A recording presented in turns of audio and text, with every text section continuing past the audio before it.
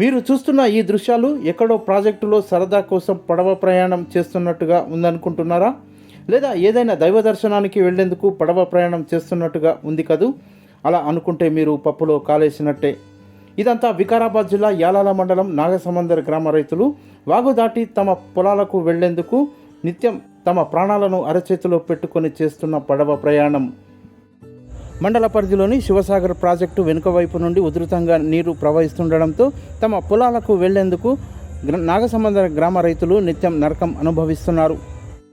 నీటి డ్రమ్ములతో పడవ తయారు చేసుకొని పడవ ప్రయాణం చేయాల్సి వస్తుంది. ఎప్పుడు ఏం జరుగుతుందోనని రైతన్నలు నిత్యం భయాందోళనలకు గురవుతూ పడవ ప్రయాణం చేస్తూ తమ పొలాలకు వెళుతున్నారు.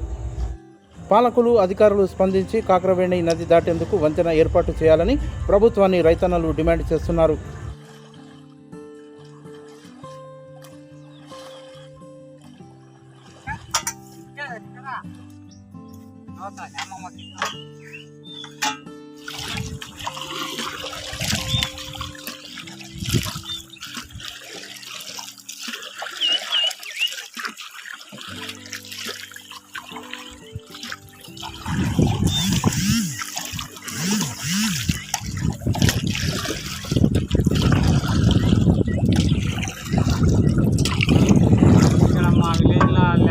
సేకరించి గవర్నమెంట్ శివసాగర్ కంప్లీట్ చేసింది.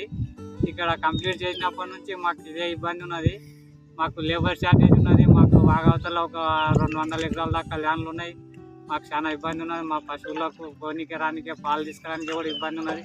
ఒక 4-5 గంటలకు లేచి ఈ వాగులో ఈ పడవల మీద పోలే. ఇప్పుడు ఏమైతే తెలియదు. ఒక నీళ్ళు వాటర్ ఎక్కువ వచ్చినప్పుడు మళ్ళీ ఒక 15 కిలోమీటర్లు దూరం పోయి రావాలి. అట్లా గుర్తుల మీదకి వెళ్ళి దీని గురించి గవర్నమెంట్ ఏమన్నా ఒక బ్రిడ్జ్ లాగా మాకు వంతెనలాగా కట్టిస్తే బాగుంటుందని కోరుకుంటున్నాం.